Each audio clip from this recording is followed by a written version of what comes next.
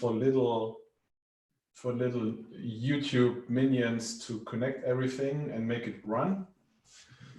And then we are live on YouTube, and I can share the link here as well, and you can also share it with your friends and say like, well, hey, look, Mom, I'm on TV. Look, Mom, yeah, look, Mom, I'm on YouTube. So we will all become YouTubers today. So here's the link. Live stream is on. Cool. And yeah, so we are good to go. Excellent. Maybe one more housekeeping item. Can anyone who knows Zoom turn off the waiting room so that people can join directly? Or because I keep clicking. Yeah, I'll do that. Yeah, Henning is the bouncer. All right. Cool. Okay, so let me say a couple of words how this whole thing started. I'm Thomas, and I'm one of the co-organizers, co-founders of UX and Product Munich. And recently I started a new job as lead for product innovation growth strategy at Xing Events. And Mirella approached me on LinkedIn and said, well, congrats. We were discussing about Xing Events because she does a lot of events in Berlin and in Germany about product. And then I said, well, I also do some stuff and events around product. We do this UX and Product Meetup. Then she said, well, we did some webinar online sessions already with our community. I said, well, we are planning. And then I was just thinking in those virtual meetup times, why not just connect us both and make a joint venture out of it?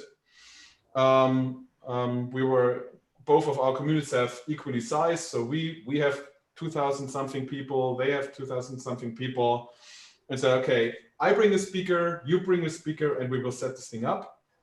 So I got in touch with Tom. Recently, I was following him on LinkedIn, and he was also speaking at Push conference for a while.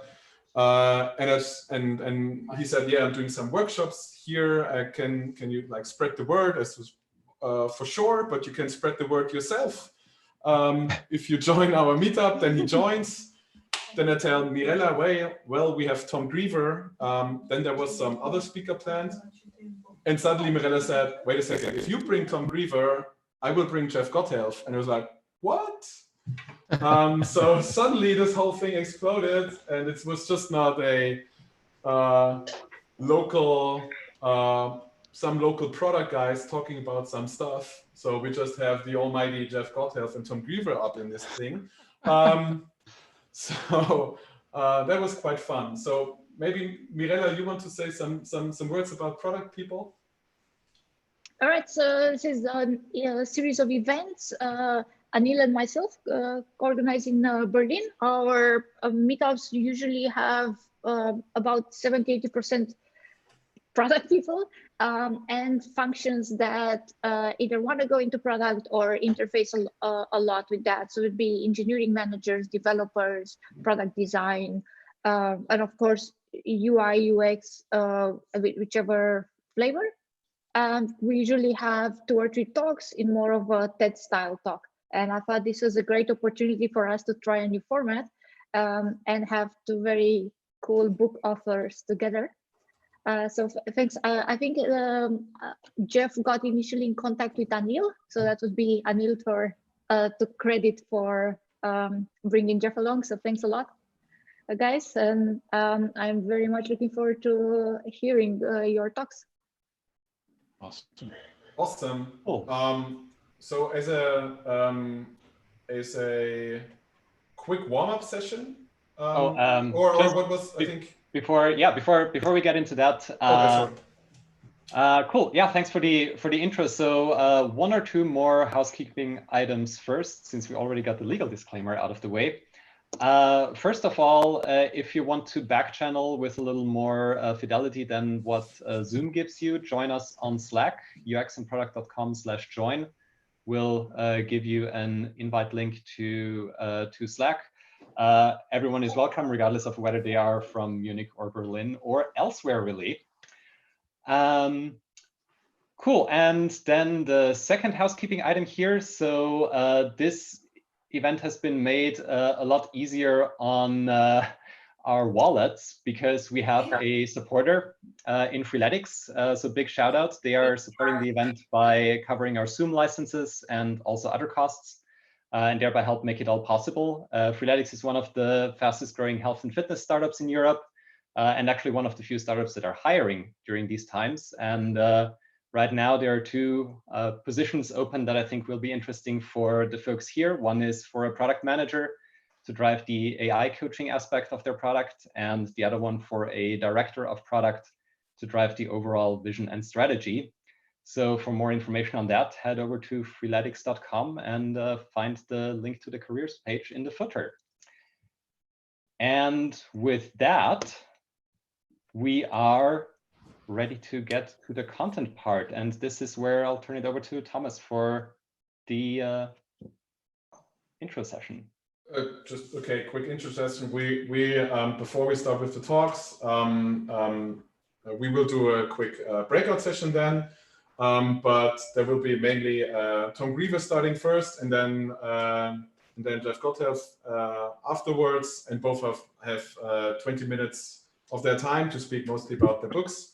I would like to have a quick kind of like onboarding session, which will involve every one of us here. So I will quickly share my screen so you see what this thing is all about and how it will go down. So basically, I've created a board in Miro, which is the world map, as you can see, and I would like all of you, I will share the link soon, so you will have guest edit access. So please go here, grab a sticky note and put it somewhere on the map with your name on it, the place where you would love to be right now if there would be no travel restriction and anything. So your favorite place on earth where you would like to be right now. So so from my side, I would love to be somewhere here in Sardinia.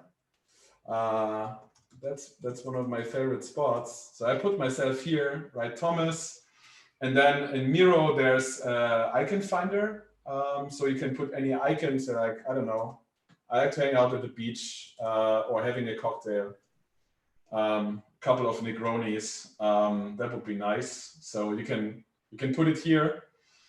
And then we will have a breakout session afterwards, so people can network, and we can use this to exchange and discuss where you placed yourself and so on. So I will make this a public thing.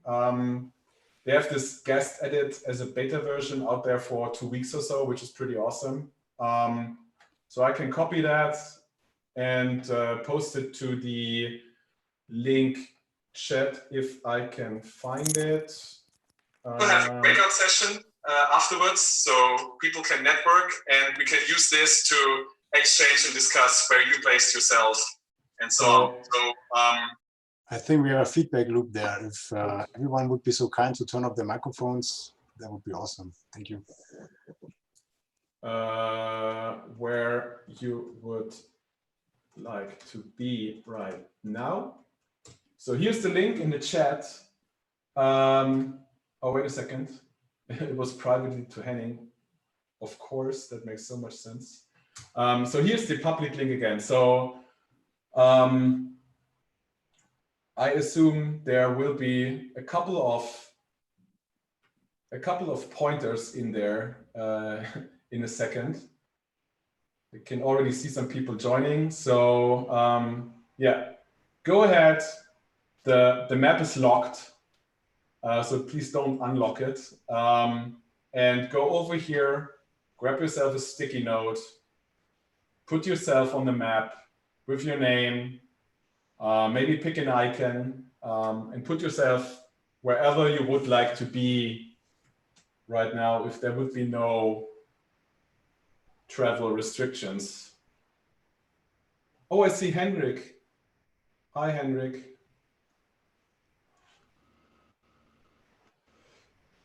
Wait a second. What is your Tom Greever is supposed to be in London this week? Is this correct, Tom? Yeah, UX London was supposed to be next week, I think. Yeah. Yeah, I was actually going to be in Europe the whole month of May. Uh-huh. Did they try to turn it into a virtual event? Yeah, yes, and postponing it and changing it, and it's hard to keep up with. Oh, yeah, I was also following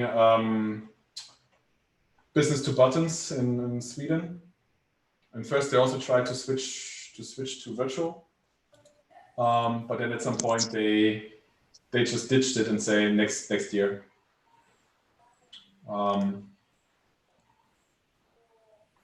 Republica will do a virtual one, by the way, in Berlin. I mean, virtually in Berlin. Oh, we have a lot of people going crazy in Japan. Interesting, guys. Thomas? India, yeah. Sorry, I don't mean to interrupt, but could you please show again how you find the icons? Because I can't. Oh, the icons here is I can find her. Oh, I think for people who haven't logged into Miro, it's in the 3 dots menu in the toolbar. Thank you. Oh, maybe. Okay. Yes. Maybe down there. Good point. Yeah, there's icon finder, and then you can put anything you want there. Okay. Just a short question to Katrin, for example. She wrote there's an audio problem. Is this still apparent? Not to me. That's solved. Okay. Okay.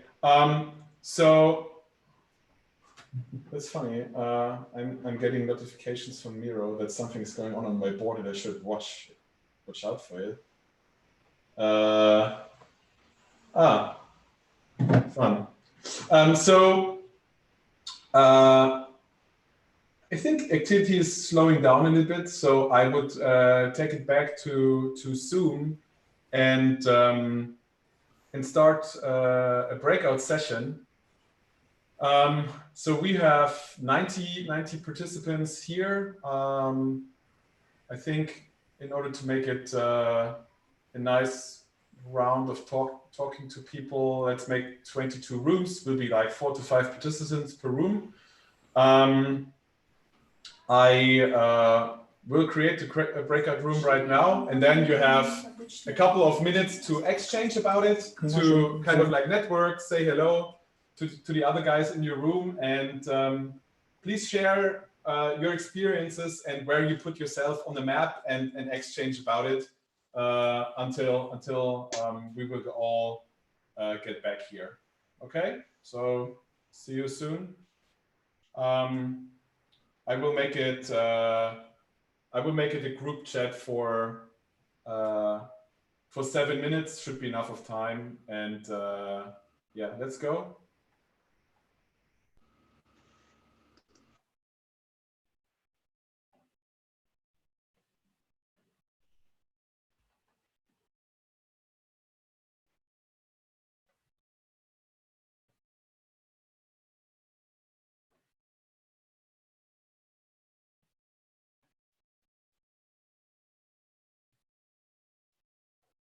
It's a question where I want to join.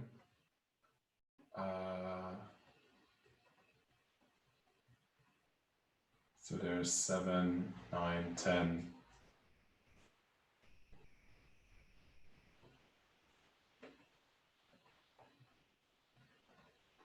And I will probably join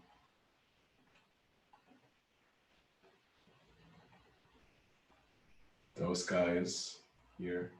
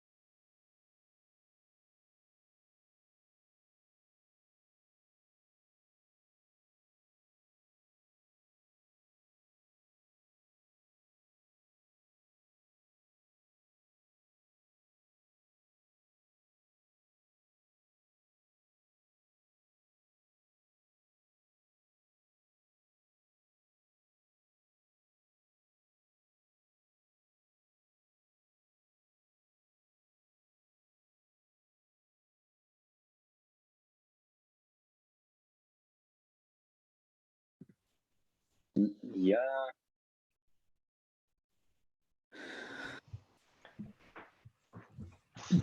All right. Hello. Back again.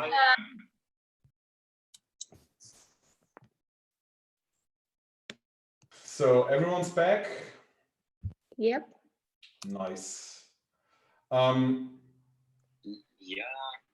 So let's hand it over to Tom. I hope you had all a good time. And Tom, it's your turn now.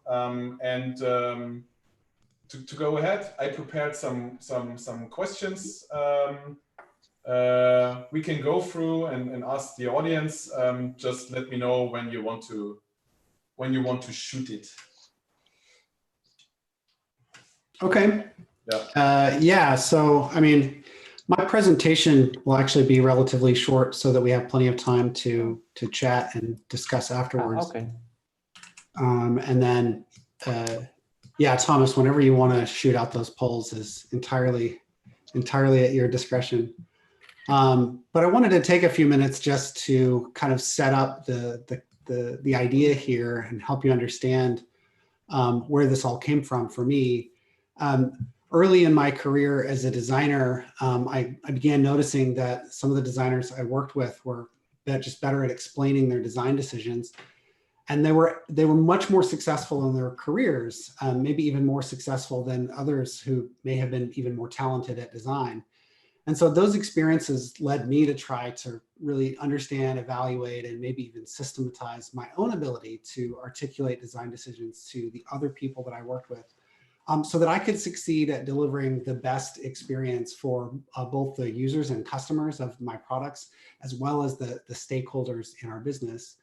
And in fact, I would go so far as to say that your ability to be thoughtful and articulate your solution to any problem is more important than your ability to create the perfect solution every time, because you could have the most innovative product in the world, but if you aren't able to effectively communicate to the people who hold the keys to your success and get their support, then your product is never going to see the light of day. So for our time together today, I just want to share several stories with you in 3 important areas where I've learned to be a better communicator of design. So I had a guy named James who worked for me several years ago. He was young, enthusiastic designer building a brand new platform to serve his community. And he had great ideas. He was a super smart guy because his user-centered design approach taught him to always put that user first, right? He was also kind of arrogant. He thought his ideas were the best, maybe even like the only ideas. And so when people would raise questions or provide criticism, he became defensive, right? The stakeholders don't understand, he would think, or you're not the user, he would tell them. And there was one particularly memorable case where he actually told an executive that they were just too old and they didn't understand modern design patterns. So because James didn't address their concerns, our stakeholders saw his explanations as just excuses, right? Maybe even insults, right, to their character. Well, in the end, James lost his job. So he had good intentions, and he was a great designer who had empathy for his users, but he had no empathy for the people who held the keys to his success. He lost their support, and as a result, his work never had the opportunity to help the people in his community like he wanted it to. After he was let go, I took over the project, and I tried my best to address people's concerns, but I was eventually able to get support for the project again simply by managing the conversation better, even though I was technically producing less than James had in his full-time role. Now, that's a really unfortunate story, but I think it demonstrates what I believe is a key ingredient missing from a lot of designers, product people's skill sets, right? The ability to empathize with the needs and expectations of our stakeholders and our partners in the business. If we really expect to communicate effectively with them, we need to use the same skills that we already use in identifying with our users and our customers. So one of the more significant realizations that I've had is this idea that we're not actually seeking the approval of our work in these conversations, but we're preparing our stakeholders for their own meetings and their own conversations. I'll give you 2 examples from recent history for me. In one of my very, very first jobs as a designer, I had a manager who would take our design work and present it to an executive team every week in a room with other managers from sales and marketing and customer service. But the pattern was always the same. She would come back to meet with all of us designers and had changes no matter what. We'd make the changes and the cycle would start all over again. But in the process, it felt like much of my well-intentioned thought and effort was being thrown out. Now, I had good reasons for doing why I did what I did. And it just seemed like those reasons were never respected in the process. So I told her this and she suggested I come to the next meeting myself. What I found was that this meeting was just a free-for-all where anyone was just riffing on my work. Now, since I was there this time, I was able to explain my decisions and some of those opinions faded. So you could argue, certainly, that my manager failed by allowing a meeting like that to inform our design process, and that's true. But what I learned was that if I could do a better job of giving her the right vocabulary and understanding about my designs, she was much more likely to go into that meeting, represent my work in a way that fostered agreement instead, right? But if I didn't give her the confidence that she really understood my work, she was apt to just give in to all the feedback that came her way. On another project, more recently, I was a consultant and my client was the director of engineering, and we were designing an internal facing tool for his team to use at his company. So because he was an engineer, he didn't have experience with product teams, and I was sure to be upfront about our process, how we would start with kind of understanding the problems and business cases and create user flows and eventually transition that thinking into design assets, wireframes, mockups. He agreed to this process in writing, but every week he complained that we weren't getting enough done, right? Where are the designs, he would ask. I'd remind him of our process and he would agree again and we would move on. But a month in, he got really mad. He said, "You guys have been working for a month and you haven't done anything." Well, I was shocked. I mean, he had been involved in every stand-up, he'd approved every user flow, he'd even given us feedback on them. Where are the designs, he would ask. So from his perspective, he had hired us to create designs for this app and he didn't think we were delivering. And in the course of that conversation, he actually admitted, every week I go to my senior leadership meeting and I've got to show progress, and every week you give me nothing to show. Now, this wasn't actually true. We always gave him something to show, but we didn't even know about this meeting. And it revealed that he was not confident in his ability to present things like user flows, right? We'd done a poor job of giving him what he needed to represent our work and be successful in that area. Now, did he actually care about the designs? Probably, but what he also cared about was looking good to his peers and superiors in a weekly meeting that we didn't know about, right? So realizing that he had a personal goal, right? That it was as much about showing progress to his bosses. It allowed us to shift our priorities so that every week we were sure to give him something that he could confidently present as if it was his own work. So this means that we're giving them the tools and the vocabulary they need to go represent our work to other people in the organization.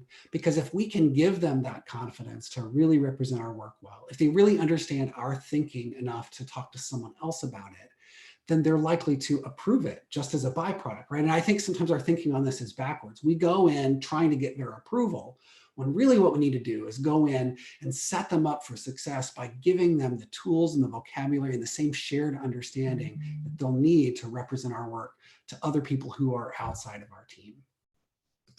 I love to write things down. So I love to just summarize my thoughts on a conversation, to try to distill a complicated idea down to a few words. And I do this for my own benefit. It helps me by removing those things from my own mental capacity. It's also self-preservation because I can create a record of things that happen and refer back to them when questions come up. And so my notes always serve as a guide for me. And I don't even ascribe to one particular tool or method for creating notes and documentation. But what I've found is that this is a crucial part of how I communicate within teams. Two stories to talk through that a little bit. I was serving as the leader on a product team with about 4 or 5 people, and we reported to the director of UX. I was on this project for 18 months inside one of the biggest companies in the United States. And during those 18 months, the company had 3 major reorgs, and my director on this project changed 3 times in 18 months. Every time our new director would come in and look at our work and ask the same obvious questions that the last person asked too. Well, why didn't we do it this way, right? So fortunately, I had created a detailed set of documentation from our weekly meetings with a brief explanation of not only the choices that we made, but also some understanding of why we made those choices, an explanation of why we did what we did, right? And in one case, I was actually able to go back 3 months in my notes to find the meeting where we made a decision in order to help our new leaders understand why we were here so that we could avoid repeating the same conversation and move on with the project.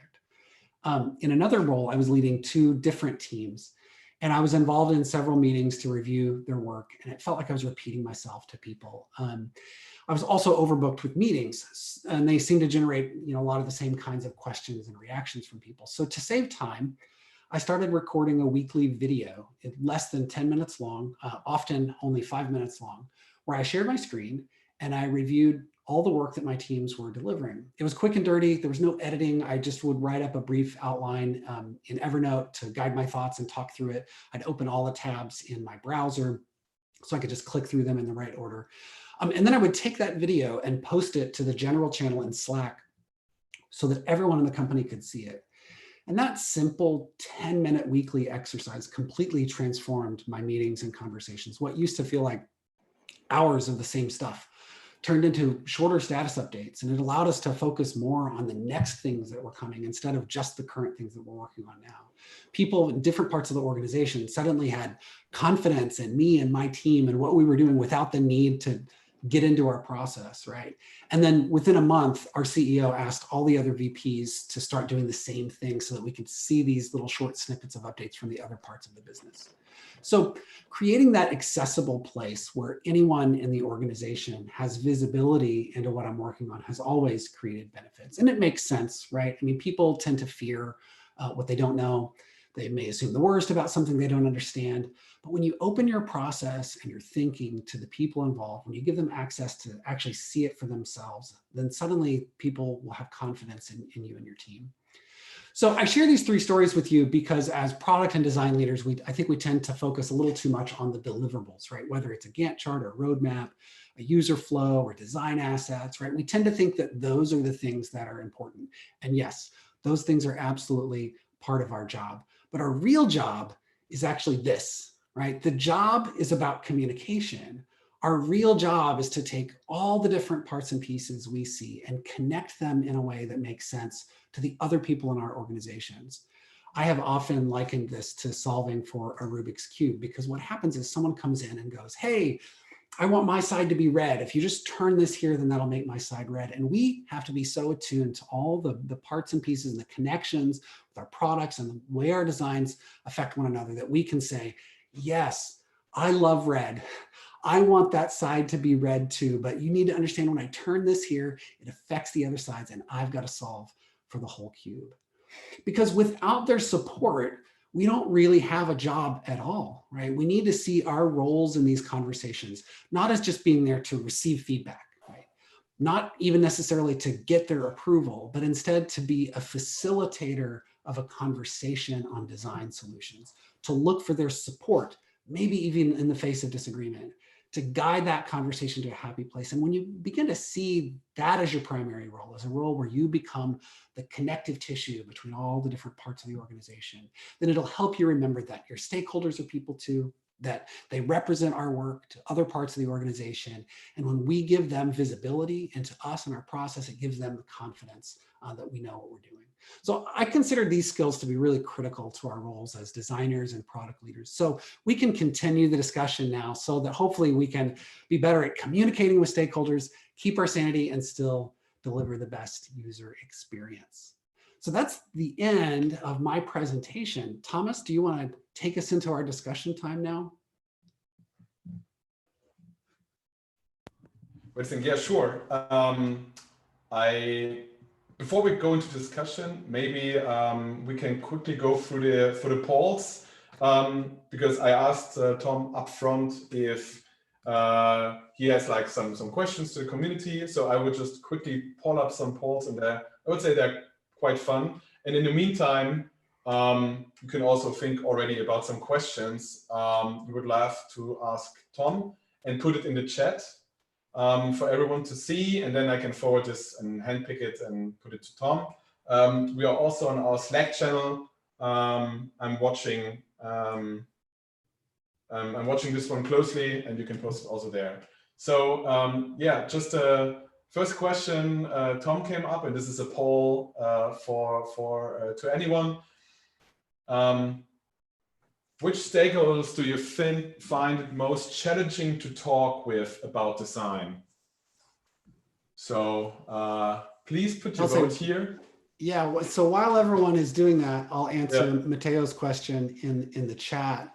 Yes. Do I think that our work is something like creating a community? Sure. I think that design advocacy inside our teams and our organizations is a critical part of elevating the level of design maturity in organizations and helping people participate in and understand our process such that they don't feel the need quite so much, I think, to push back, right? The reason that a lot of disagreements and misunderstandings happen is because people they often don't understand design. They don't necessarily see the business value of design in the same way that we do. And so anything we can do to foster that atmosphere where people understand the tools and resources that we use. So yeah, it's partly education, it's partly advocacy, it's partly just about alignment with the leaders in our organizations so that everyone is kind of coming to the table with the same understanding of what the design team's role is in the process. By the way, while you were talking, the poll has ended, and a significant amount of people, I would say, picked executives. Tom, did you expect this answer? Yeah, I think these are easily the biggest audience of people that are difficult to communicate with. And one of the reasons is because executives are so involved in many different parts of the organization that we don't have as many opportunities to get to know them, to develop that empathy for them, right? We don't maybe have as many shared experiences with them. Not only that, but a lot of executives are coming in, they're context switching. They just came from one meeting about a completely different product. And we've got to learn to very quickly bring them up to speed with where we are, right? And I've been in executive roles before, and I found that to be the most challenging part, is that I would come to a design review with people who were on my own team, and I would have no idea where we were. What did we talk about last week? What decisions did we make? Right. And so anything you can do to help those people very quickly get up to speed about where we were, where we're going, what your recommendation is. I've seen it happen too often where design teams just kind of show up and go, okay, so this week we're talking about this. No, set the context, right? Remind me where we are in the process, the kinds of feedback you need from me right now, the kinds of feedback that aren't valuable, anything you can do to help people understand the context of this conversation right now is going to go a long way in helping executive roles, especially. I have a question from the audience here. It's Matteo Graton. Do you think that, did we have this already, that our work would be something like? Yeah, I answered the one from Matteo. The one, Sasha Milinkovic. Don't you think that this has a lot changed as there are more and more design savvy people in decision-making positions? And that is not that much about convincing anymore, but rather entering a dialogue on eye level. Yeah, I mean, that is definitely ideal. And I see two sides to this. One is that, yes, in organizations that have a higher level of design maturity, it is much easier to understand and get aligned on the problem that we're trying to solve, on allowing design solutions to come at an appropriate level, to involve research, right? Those things are happening more often. So you're right. But I also see a lot of organizations talking a lot about design, believing that they are design led or that they have a higher level of design maturity than they actually do. And there's not alignment necessarily on design values and what the design brings to the team. And so it's definitely still a challenging, I think, in most organizations. I have a nice question from Jeff, actually, which is kind of related. And how should UX folks, and also I would say product folks, and especially product folks, who need those facilitation skills, because you're usually in your organization between many different stakeholders you have to manage. C-level, finance here, a CEO on the other hand, COO maybe, and you are just in between and have to justify and get all this kind of stuff together. What can you do to practice or learn those skills? Yeah, I mean, I think facilitation in particular is one of those things that is better learned by practicing, right? And I think any opportunities you can find to practice leading workshops and classes, volunteering to speak at a meetup like this one is a great way. I've talked to people who've joined things like Toastmasters and what's the name of that 20 seconds per slide thing that's similar where it's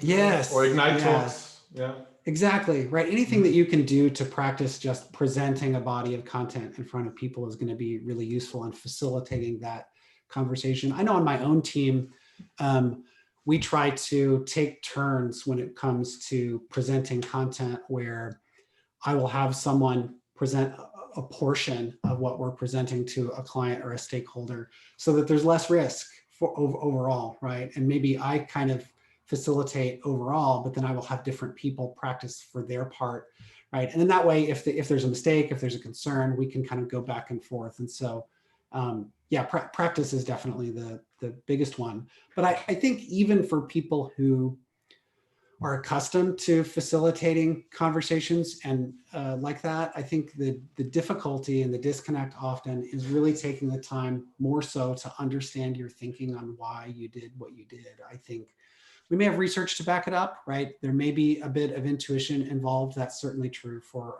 especially if we have a lot of experience kind of in the field. But I think it's important to not expect that you can just show up and wing it, right? We have to be able to have a plan, right? We need to think through why we did what we did so that we can explain it to someone else. And that does involve, practicing with other people. And I will take notes while I'm working on a design. I will actually switch to notes and ask myself questions like, what problem am I trying to solve with this? How is this going to affect the customer? Why is this solution that I have in mind better than the other possible solutions, the other alternatives, right? And just answering some pretty basic questions for yourself in the process will help kind of uncover your thinking so you can express it to someone else. Okay, I'm just looking at the time. I would say we have tons of questions here. Tom, is it okay for you if I leave you with those questions on in the chat? Yeah, yeah, no problem. You can pick them and go through it. And also on a side note, on our Slack channel, Tom is also in our Slack workspace later on. So if you have any questions, you can also connect with him on Slack. So thank you very much. Great talk as usual, I would say. Next speaker will be Jeff. Jeff, are you ready to go? Absolutely. I can share my screen if that's okay. And awesome. Happy to get started. Just give me just 1 second. I also have some polls for you. Should I do it up front or afterwards? The polls. There's some questions. Yeah, the polls are always fun. I tell you what, you can do them after I finish, and that would be great. A couple awesome. of quick questions to see how it goes.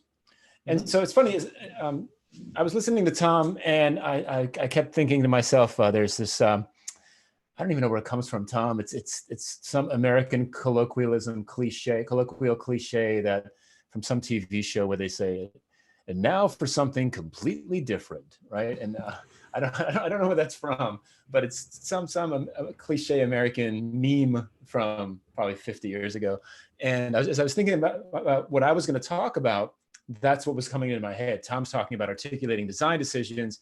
I'm going to talk about this new book that I wrote called Forever Employable, and it's really a career book, and it's got a lot of design thinking in it. It's got a lot of kind of product thinking in it. But as Tom was talking, there's a couple of themes that I wrote down that I think you'll hear as I share my story here that are consistent with the themes that Tom talked about. Specifically, like he talks about articulating your design decisions. He talks about being able to tell a compelling story to the right audience in the right way. What you'll hear me talk about in just a second here is storytelling as a key skill for ensuring a successful and ongoing and kind of forever employable type of career.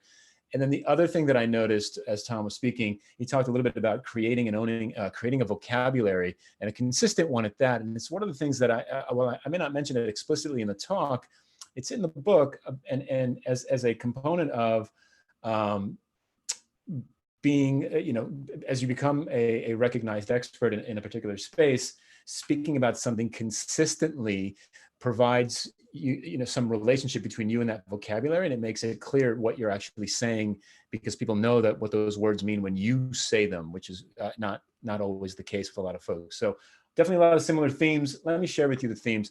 So what's really interesting is this was a really challenging book for me to write, because I was terrified to write it. It was something that seemingly was very different from everything that I had done to date. But I'd gotten a lot of inbound requests to really tell the story of how I built the business and the career that I've managed to build for myself over the last 15 or so years. And that's what this book is about. And in the next 18 and a half minutes, I'm going to go through a very, very quick summary of the book, and then I'm happy to take your questions as well. But the story starts on the year that I turned 35. In fact, when I was 35, everything had gone pretty well. I had a job as a UX design manager, 2 little daughters. They're not so little anymore. Married, had a house, a couple of cars, living the American dream. And I wake up on the day of my 35th birthday in a panic. I'm panicking and I can't figure out why. What I realized was that up until that point, I had a pretty good run running up to my 35th birthday. If you look at my career from the beginning, I started off as a broke musician. I did that for a while, played piano in bands, didn't make any money in the 90s. And then the internet happened. Yay, internet, right? And the internet allowed me to get a job, because in 1999, if you could spell HTML, you could get a job in the internet. And I could do a little bit more than spell HTML. I could actually code, mark it up at least, and do a little bit of graphic design. And so I started working at this company called iXL. And then shortly thereafter, I read this book. This book changed my life. It's Information Architecture for the World Wide Web. And it's now in its 4th edition, but this was the 1st edition. We're talking about 1999, 2000 at this point. And I decided that I was going to become an information architect because it moved me up the waterfall, right? So with the work I was doing as a front-end developer, I wasn't really developing anything, but just doing markup, and graphic design was at the end of the waterfall, and I wanted to move up the waterfall. And so information architecture felt like it would take me up, and it did. And then, not unlike the pandemic to some extent, the dot-com bubble burst and all the jobs went away. And I bounced around for a lot of years, kind of trying to keep employed, keep paying the bills, feeding my kids, etc. I worked at AOL for a long time, America Online. I got a job at Web Trends on the East Coast. And then I ended up back in New York in the mid-2000s at a company called The Ladders as the director of user experience. And in 10 years or so of working, I'd clawed my way up to middle management, right? Woohoo, made it to middle management, right? And this is kind of when I'm waking up. It's my 35th birthday. I wake up and I'm paranoid, and I'm terrified, and I'm paranoid. And my realization is this, is that in 5 years, when I turn 40, which is kind of funny, looking at it from this side of 40, but back then the number 40 was pretty terrifying. When I turned 40, I was expecting to be overpaid and unemployable, because what I was seeing all of these younger designers coming into the industry, and they were smarter, faster, better than me, hungrier than me, and most importantly at that case, they were cheaper than me. And I was really afraid that in 5 years I was going to be old, overpaid, and unemployable. And I was terrified about that because, well, you saw how cute my kids were, and those cute kids need to eat, right? So I had to feed them every single day. And so on the morning of my 35th birthday, I made a resolution to myself. I resolved that I was never going to look for jobs again. I was going to stop looking for jobs, and that jobs were going to look for me. I wasn't going to play that game where you go and you send your CV, your resume in, and then you apply and you go through the interviews. I wasn't going to go through that. Jobs were going to look for me, which I recognize is a fairly mind-blowing statement, right? Woo-hoo, right? Kind of blow, fantastic, right? But there's a lot of other questions to answer when you make that kind of resolution. And for me, there were four. I said those words to myself, and I resolved that to myself. But there were four questions that I needed to answer right away. First and foremost, the year's 2008, right? Does anyone know who I am? That's a good question, because I don't think so. I don't think anybody knew who I was, right? And so how do I make myself more present in the industry? Why would people look for me? What problem would I help them solve, right? If you think of that, like what is my unique value proposition? How would they find me? Right. So yeah, it's 2008, we've got the internet, but realistically, how are people going to find me? And then ultimately, if all of this works, right, people can find me, they know who I am, they offer me work. What kind of work do I want? In other words, what kind of work do I want to attract? I don't want to get just any jobs thrown at me. I want to get specific work that I want to do. And so I set out to answer these questions. And to be clear, I've spent it says the next 10 plus years. It's the last 10 plus years building a platform to answer those questions and start to build this career where I believe I've become forever employable. And what I've learned over that time period is that I believe there are at least 5 qualities that you need to have to become forever employable. And in my story, there are 5 steps that I took to get there. And if you add all that stuff up, it boils down to this. I believe you have to treat your career, your growth, and your professional development as a product, as a thing that you are launching and continuously improving over time. And I want to share with you specific examples of each one of these things very quickly, and then I'll take your questions, right? So what are the 5 qualities to becoming forever employable? I believe you need to have at least these 5 qualities to be forever employable. There's entrepreneurialism, there's self-confidence, there's continuous learning, there's improvement, a sense of improvement, and reinvention. And if this sounds familiar to any of you, it should, because these are the fundamental principles that underlie agile product development, lean startup, design thinking, product thinking, right? These are the same kind of qualities that make our products successful, and they should make ourselves successful as well. And as I went through these as I was writing the book, I was thinking, well, these are the qualities that I think you need, and where in my life have I exhibited these qualities? And entrepreneurialism was the toughest one, because I've never seen myself as an entrepreneur. I was an execution guy, not really an ideas guy.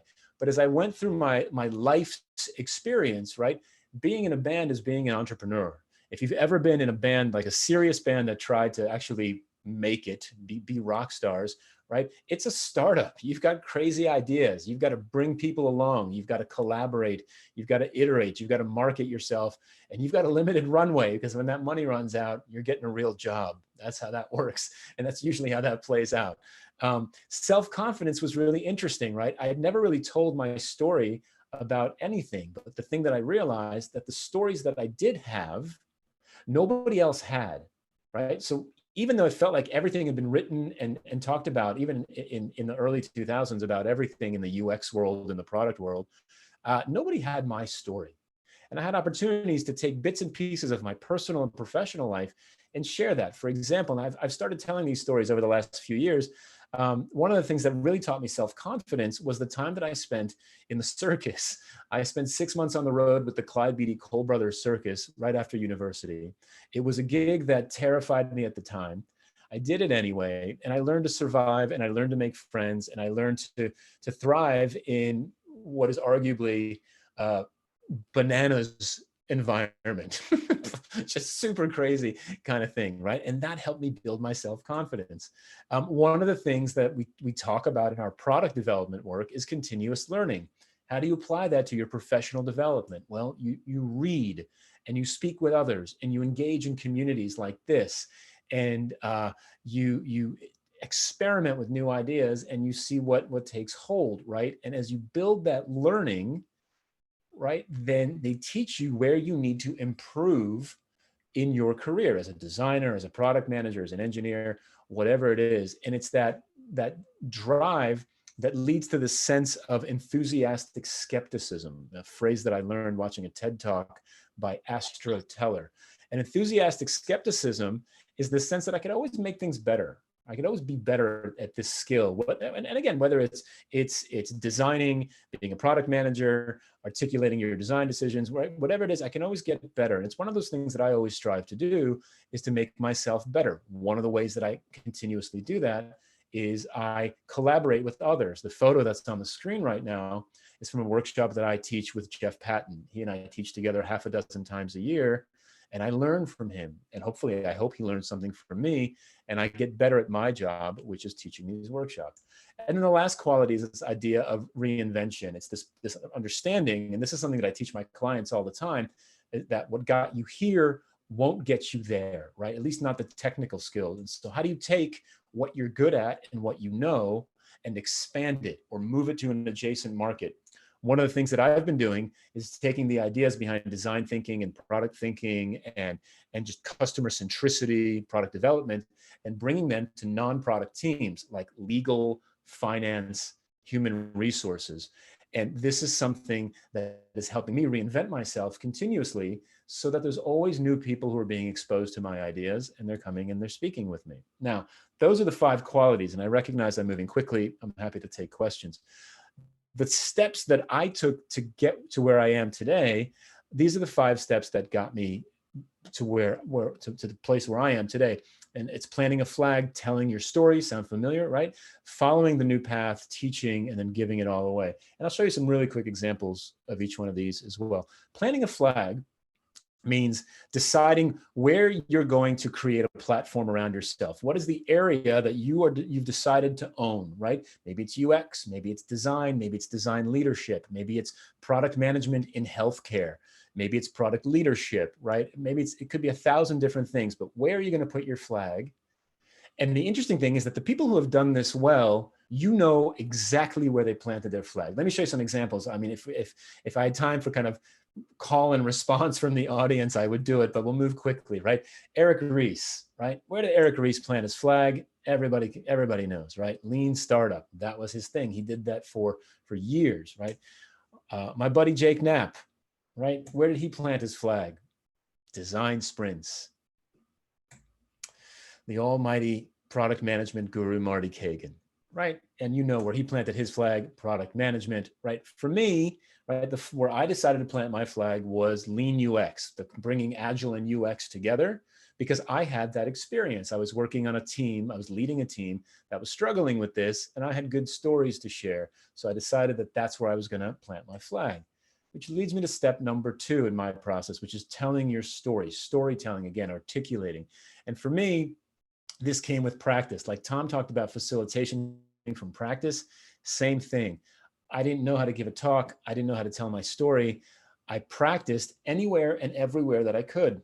Meetups, conferences, brown bag lunches at work. Anybody who would listen, I would tell the story. And I started telling this is 2.5 years now after my 35th birthday, is when I gave the first talk about Agile and UX ever that I'd ever given. It was at the Agile conference. This is a decade ago at this point. And then a month later in Paris, 2.5 years after my 35th birthday, it's the first Lean UX talk happens in Paris. And then a few months later, I get kind of what I feel like is my big break, the thing that really kind of takes the conversation global.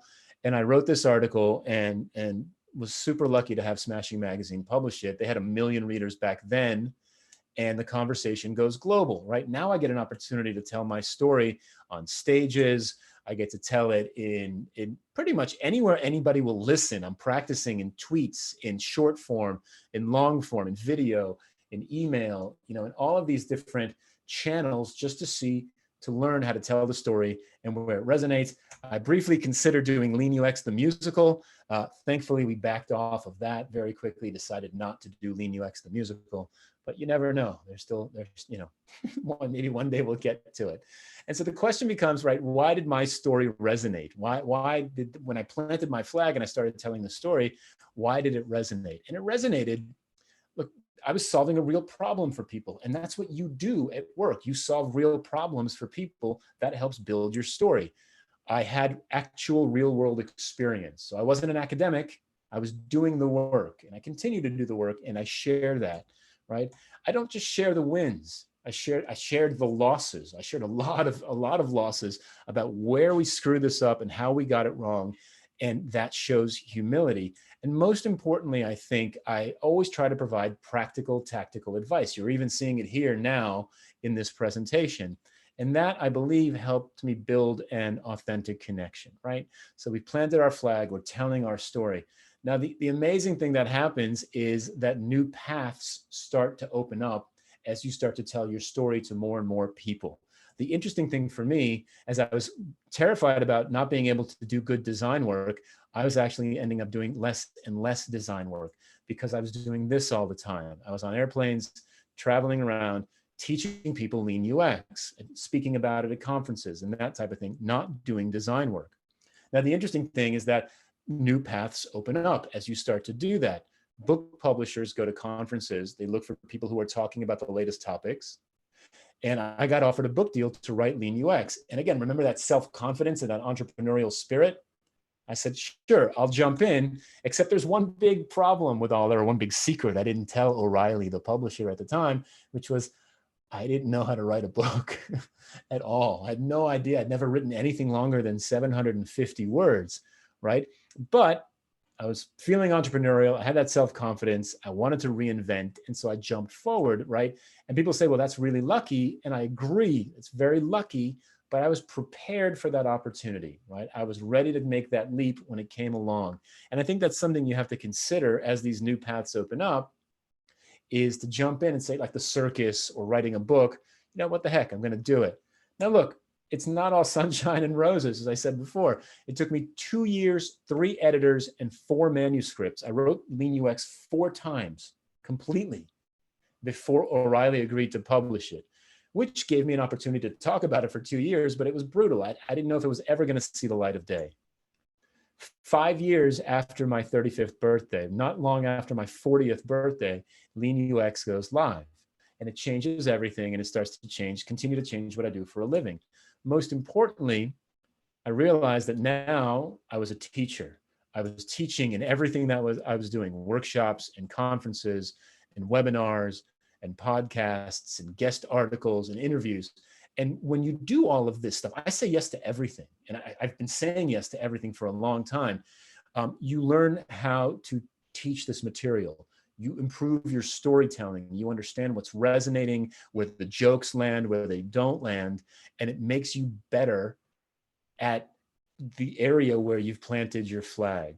And then the last thing I learned, and this came really from, again, this is the last thing I learned, the most recent thing I've learned is this: give it all away. It really felt counterintuitive to me and to a lot of folks. I think it feels counterintuitive. I make almost everything I do freely available, right? If you go to my website, my keynotes are there, the articles are there, templates are there. Download it all, give it all away for free, right? Make it easily findable and accessible. And what happens is it comes back to you, right?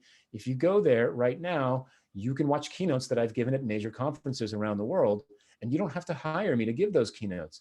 And yet people still do that. They say, hey, we saw that video. We want you to come in and do that.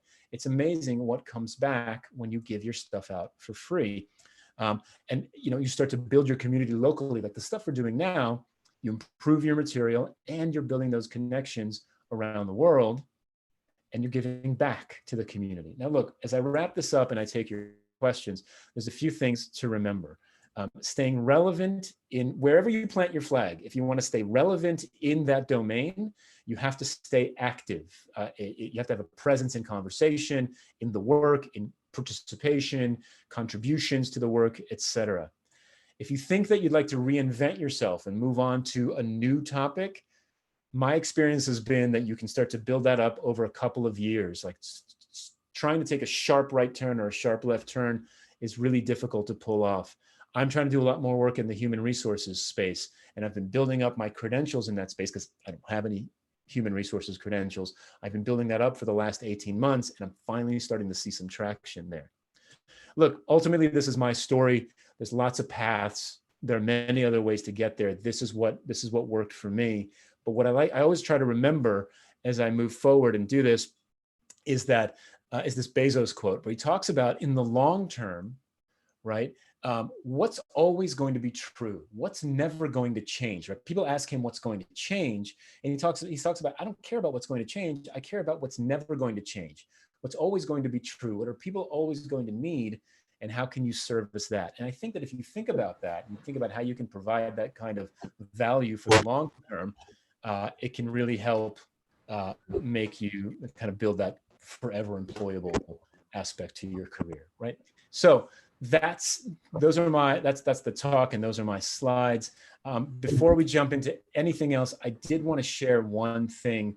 I'd love to give away 2 free copies of the book. It's not out yet in print, but when it comes out, I'd love to give away 2 free copies of the book to you folks for being here. If you'd like to kind of enter the drawing for the books itself, I just dropped a link in the chat. If you could just fill out that form, you enter the drawing, and we'll give away 2 free books. And then the only other thing, last promo thing I'll say is, if you want the slides from the talk, just go to jeffgothelf.com/slides, and I'll hook you up. So with that, I'm happy to stop talking for a second and see what kind of questions you have. Oh, great. Thank you, Jeff, for this very inspiring talk.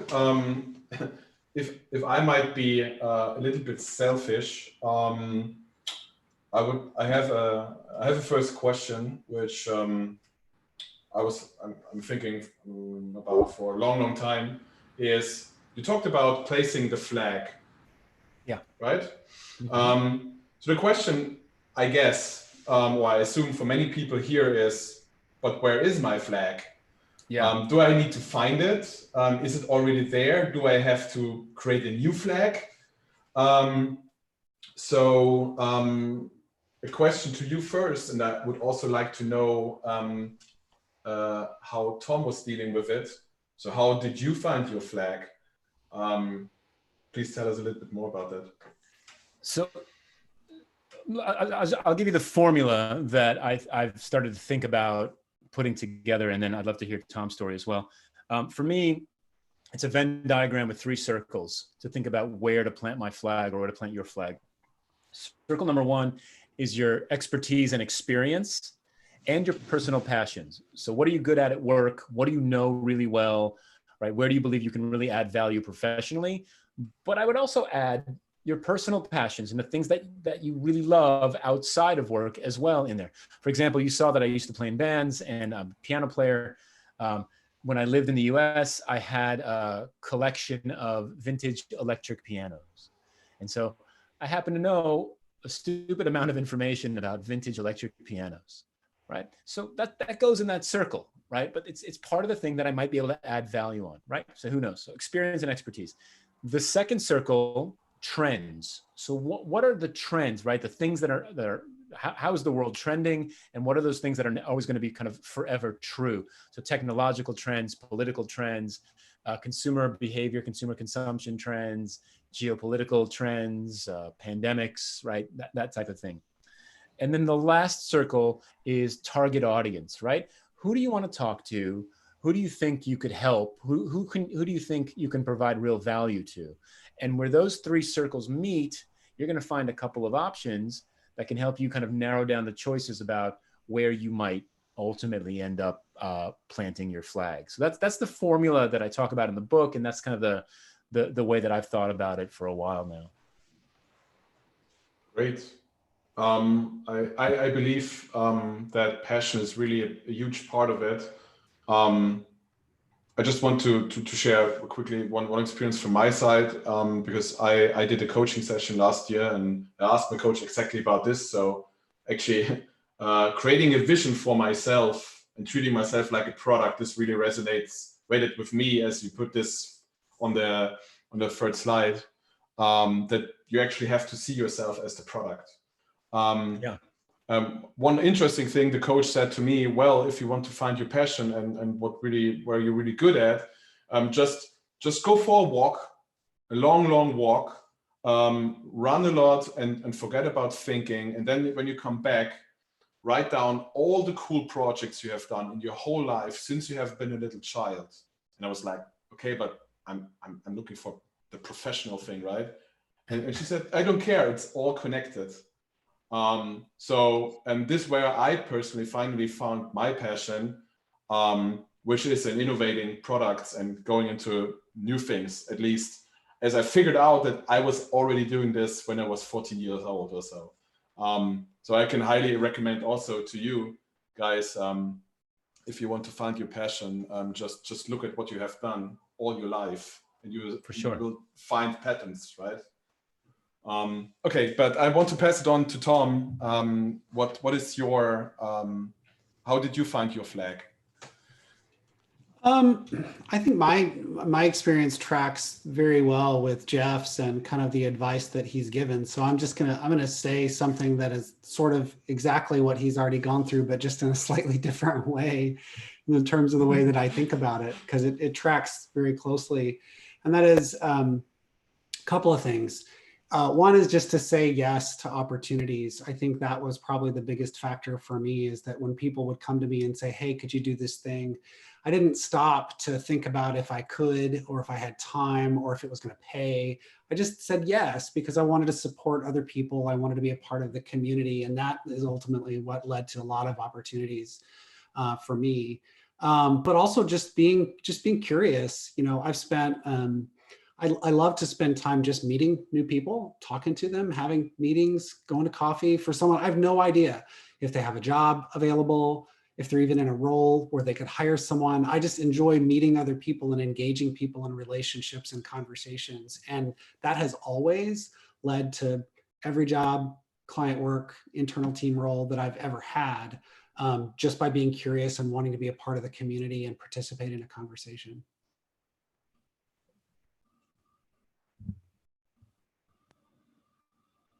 And how would you approach this right now, since meeting people for coffee takes a bit more logistics and effort? You know, I have had more good online coffee meetings with people in the last 6 weeks than I ever would have had. So prior to this, I would meet people in the geographic area where I live in the United States, which is actually pretty limited. And since everyone is working from home right now, everyone that I reach out to, I'm like, hey, you're in Europe. Do you want to find a time to get together and have coffee? And people that I probably would actually have a difficult time meeting in person. Because when I travel, I will frequently just like ring up whoever I'm connected to in San Francisco and be like, hey, I'm going to be in San Francisco. You want to get together for lunch, right? Never met this person in my life. They would probably say no. But in this environment, people seem much more open to doing that sort of thing these days. That's really cool.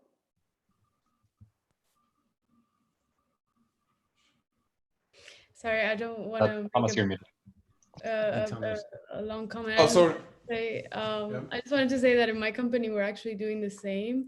And I think it's great to have I think it's great the quality of the meetups that we have with like a short coffee break, or for example, seeing you guys present something like this is just, it's mind-blowing, the changes that we are living through right now with the Corona crisis. So yeah, thank you for that. Awesome. Nice. I have a question from the audience to Jeff, which was really neat. We had this earlier. How do you manage your day job while you are creating something that might be forever employable, right? So all this content, and it's a lot of work, right?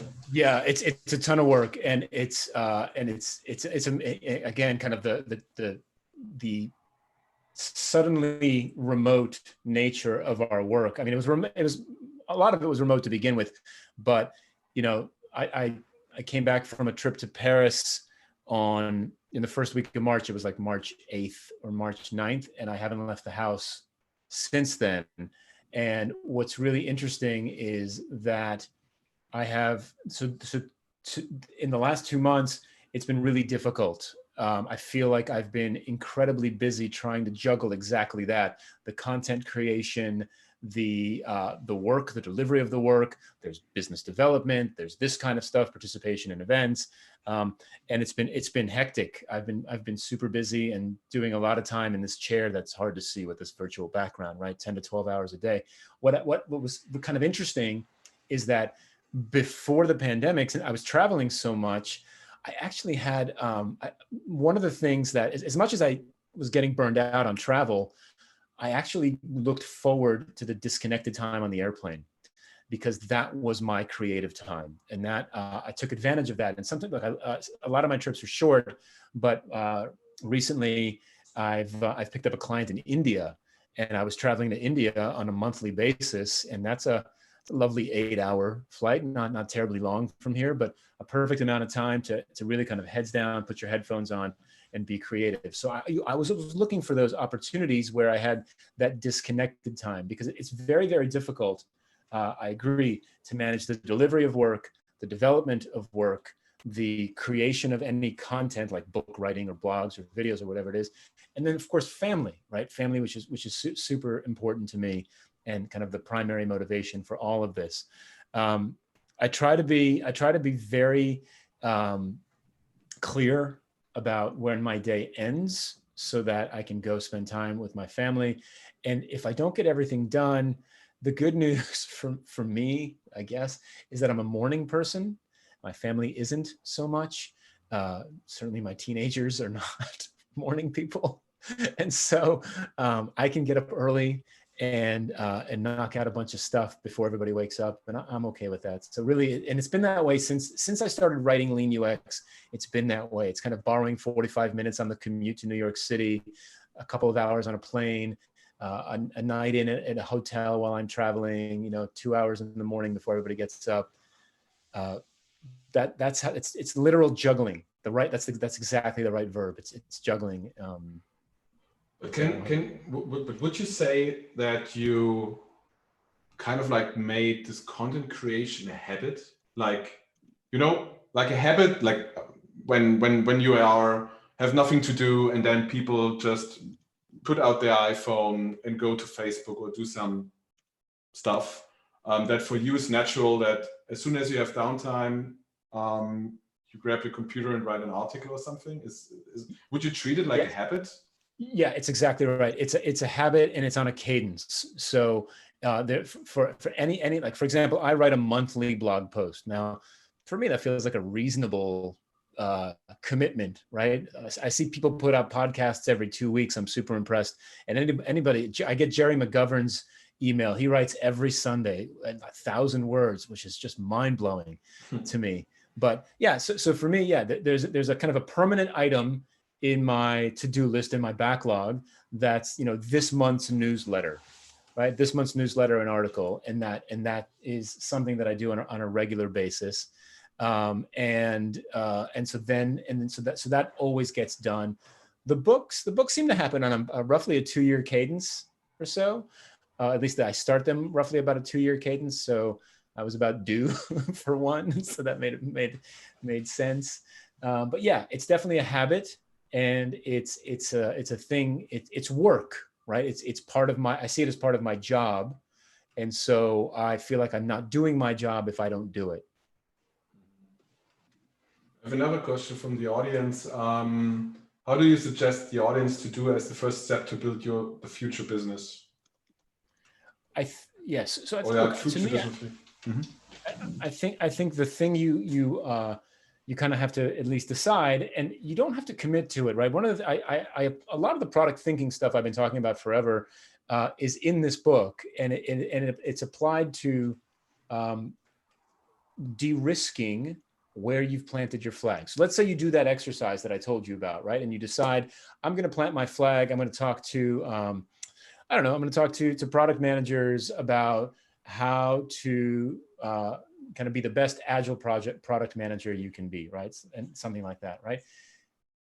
You might, before you go all in on that, you're going to want to de-risk that. You want to run experiments, right? And the experiments are going to be small chunks of work that give you some kind of insight about whether or not you're finding your target audience, your content is resonating, and you're starting to build that platform. So the smallest thing I can think of that you can do is tweet, right? 280 characters, right? Start tweeting, right? See if you can engage people. See if you can jump into conversations with folks and engage them on the topic that you believe you're an expert at. If you start to find some things that are resonating, you can start to scale that up from a tweet to a blog post, from a blog post to maybe a Medium article with 1,000 words, right? If that goes well, maybe it becomes a talk. And if that goes well, right, who knows? Maybe it becomes a book at some point. But start small, run lots of little experiments so you can find how to articulate yourself, how to best tell your story, which target audience is going to resonate the most with your story, what vocabulary you should use. And again, tweeting is free, right? Blogging is free. Making little videos and dropping them on LinkedIn is free. All of those things are experiments for you to start to test what story to tell, who to tell it to, and whether or not it's resonating. And look, all of this is UX and product design, right? You're helping a target audience solve a real problem with a value that you're providing, and you're measuring whether or not you're actually hitting that target audience with behavior change, right? Are they behaving differently? Do they respond to you? Do they follow you? Do they share your work, right? Those are all things you can measure. I would like to, because this is kind of related to what you were talking about, launch a poll. Jeff forwarded to me before the session, and it's about what's keeping you from writing a blog post, actually. So what are the things which holding you back right now? And I launched this poll right now for you guys. So I think that would be interesting to figure out what are things which potentially are holding you back. I see votes coming in already. I think that the first thing in order to get started is actually to find out what is holding you back. Absolutely. I really had a nice dialogue with my coach back then, and the coach then asked me one simple question, because I said I don't think I have time for that, and then he said, or he asked me, okay, Thomas, but what are you doing instead? Right. Think about it. What are you doing instead of writing? Yeah. And I was like, shoot, that's the perfect question. And I came up with a lot of stuff which I was doing instead, which was just stupid. You put down the Nintendo Switch controller and turned off Animal Crossing. So I want to share the results. Okay, most of the people, almost half, said don't know what to write about. Yeah. And again, Jeff, maybe some advice from your side. Yeah. So look, don't know what to write about. So this I mentioned this briefly, kind of in the blazing fast version of the talk that I gave. Here's the thing. I recently went back and tried to find the first blog post I ever wrote, and I think I found it, and I wrote it 17 years ago, in 2003. And it was a comparison of two wireframing tools, HTML wireframes versus Visio wireframes. Okay, that gives you a sense of the time frame that we're talking about, right? 17 years ago. 17 years ago in 2003, everything about UX design had already been written, is what it felt like. And yet look how much stuff has been written since then, right? The thing that you should write about is your expertise grounded in your story and in your experience, because that's the one thing nobody else has and nobody else has ever written. Your career path is unique. Your background is unique. Your job experiences are unique. So share that. People want to hear a variety of different points of view on how to get better at their job or at a skill or at a hobby or whatever it is. And so if you don't know what to write about, tell one of your stories. In my super fast presentation, I began to tell you at least 5 different stories about myself, right? I toured in bands. I can tell you 1,000 stories about that. I was in the circus. I've got 1 million stories from there that I can share, right? And look, that helps start to build some kind of a conversation, right? So whatever you've done, start writing about that. Look, there's and it's going to take practice to figure out the right channel, the format, the vocabulary to get it to resonate. I remember listening to a talk one time by Gary Vaynerchuk. Gary Vaynerchuk, very successful marketer, content marketer these days. He started off by taking his family's wine business online, and he made videos about wine on YouTube for a year that nobody watched, right? So he was basically screaming into the ether for a year, right? But perfecting his delivery, finding that vocabulary, seeing what resonates, and continuing to improve and get that better, and telling his story. And then that, of course, resonated and grew, right? So that's the thing is I would focus on what you know and what you've done and write that, because no one else can do that. And that's what you have.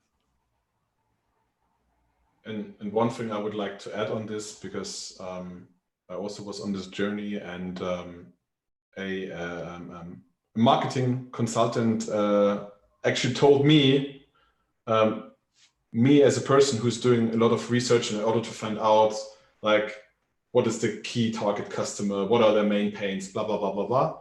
And then he asked me, like, well, who is the target audience? Talk to the people you have served before and ask them what kind of pain they had and why they hired you, in order to understand it. And the funny thing is, it was so obvious. And sometimes things are so obvious, but we still don't see them.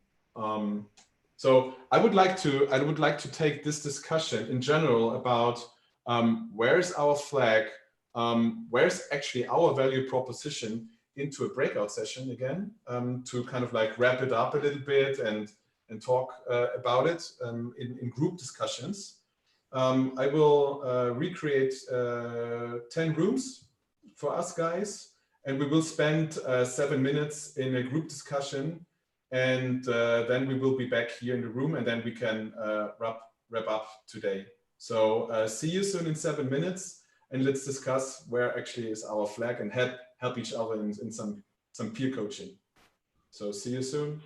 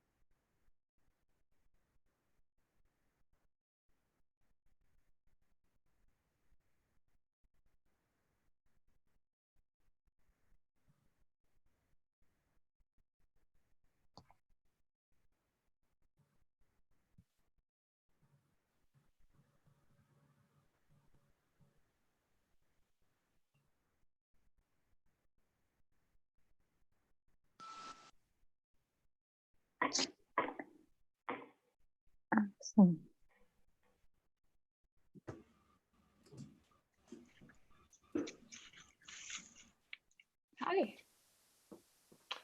Hello again. Hello again. Excellent. Everyone is back. Doop. Okay. I had some very good conversations. Me too. Did you guys end up in the same room? Yeah. I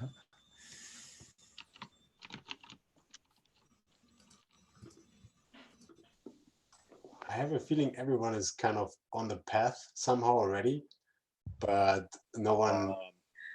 So basically thinking about what's next, like I transitioned out of my own startup. And then I just went back to freelance right now to basically because it's something I need to make a living basically. And on the other side, it's something where I can explore different opportunities. So I'm kind of open for hire. Oh. Okay. So Richard, you're sharing this with everyone right now, but It's all good. But the only thing that we know that technically he's ready fair. for hire. Yeah, you popped the most important sentence. He's Well ready for played. hire. What is his profession? Richard, what's your profession? Too shy to talk now, but maybe we can continue that in the Slack channel later on. Yeah, maybe. Okay. So this meetup, this virtual meetup has come to an end. It was a pleasure to have you all here. One quick poll in the end to figure out, at least with the rest of you guys who are still here, how well was your time spent today? So rated from 1 to 5, waste of time till very well. That would be nice. We'll see if So- anyone whose waste of time it was is still here. I should have done it earlier, right? Oh yes, there were Yeah, half of people already left, so we have the core. Maybe you didn't pull them back from the breakouts. Yeah, it Yeah. felt like it because there were about 70 before going into breakout rooms. Yeah. This is what I experienced from last time. Breakout rooms are a nice excuse to, how's it say, like in Philipp ein Polnischen machen? Polish exit. The Polish exit? As a Polish Oh. person, I resent that. Yes, please. No, We say- actually, we say- we say I had a Russian colleague, and the Russian colleague said they are doing an Englishman. Yes, So an English exit. Yes, that's an what English we, exit that's for the what we Russians, did it's in an Poland English as well. exit. For Germans, it's a Polish exit. Let's see, I don't know what. Let's just say they left earlier out of frustration. For the Brazilians, it's a French exit. French exit. Okay. Anyways, let's blame it on the Any French. French people here to take offense. So so I want to end the poll and now share the result. Can you see the result? Yep. Yes. Okay, cool. So there are 3 people who, so 60% voted a 5, that's great, 30 a 4, and 3 people voted a 3. Can you quickly speak up? What made it a 3? That would be really interesting to improve. You can also leave us anonymous messages. Somehow. Yeah. Or anonymous message? Oh, come on. No? Okay. For me, I saw both live, Jeff Gothelf and Tom Greever, so it's not really something new for me, that's the thing. Okay. Not about the event, I'm talking about the content. Okay, about the content. Anyone else out of those 3 who said only a 3 out of 5? What is missing to make it a 5 next time? I mean, I chose 4. This is the first time I've ever been in such a big remote event. Thanks for that. I thought in the beginning of the event there was, it's maybe cruel of me to say 4, but some time passed talking. Are we doing this? What are we doing now? I see Tom there, and I expect him to talk right away, sort of. But yeah, maybe it's also about me to be so excited. Okay, so I just take a look at the clock. Usually, from my experience and talking also to other organizers, they say that in a virtual world, the attention span is much shorter than in the real world. So we were cutting it down to a 1.5, or like, yeah, exceeded a little bit the 1.5 hour time period. But I think I would say let's call it a day, or let's call it a night, however you want to see it. I just leave a link here to support us if you want. The UX and Product Meetup in Munich, and also the product people have a donation page on Eventbrite. So if you like what we were doing here and you want to support us in the future, just leave a tip. That would be cool. Yeah, that's it from my side. Or does anyone want to have the last word? Then speak now. Thank you for coming. I hope I'll see you again soon. Yeah. Was a pleasure. Thanks for organizing. Thank you. Thanks, Jeff and Tom, for your great talk. It Always a was so pleasure. much fun. Thanks, everyone. Thanks. Yeah, let's speak all together at the same time. Words. Thank you very Don't break much. Zoom. Thank you. Have a good night. Yes. Good night. Amazing. Ciao. Ciao, ciao. Bye-bye. Bye-bye. Bye. Good night. So let's see who will stay here. I will stay till the end. Richard. Challenge accepted. Probably Richard is still open for employee. No, it's like No, aren't you? let's get our breakout room back, Luke. Let's stick around and wait until we get it back. Well, get it back. Yeah, let's get it back. Just wondering about your journey, to be honest. Or you want to take it a different room as well? It's also fine. Or so Get a room, you two. Hey! You're jealous. Virtual one. You can have your own one. Oh, no problem. So now that everybody has Also left, tiring, so let's share the secret knowledge. Thomas, I wanted to say something. I feel super bad because in the last breakout session that we do have Tom Greever in it, and then there was this Monica which only had a 4 out of like 5 points. Yeah. And I felt like bad, like maybe she just wanted to talk to him, like you know what I mean? Maybe. Did I get her right that she was unhappy that she couldn't talk with him? Or didn't? I don't know. But at least the thing is, what I really like about the breakout session is that you have the chance to actually speak to the speaker, and just randomly you're in the space with Tom Greever. Hello. I was not in this place, but let's see. I wish I speak to Tom, but I was speaking to Jeff. No, that's our point.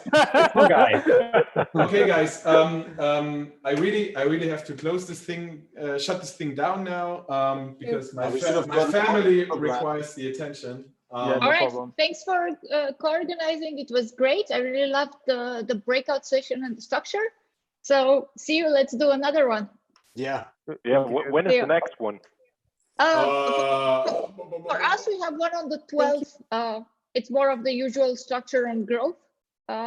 So yeah, looking forward. So let's catch up out of Zoom. Yes. All right. And the actual product, we'll think about it. We haven't thought about it yet, but probably more or less soon. All right. Good evening. Bye. Bye. See you. Bye-bye.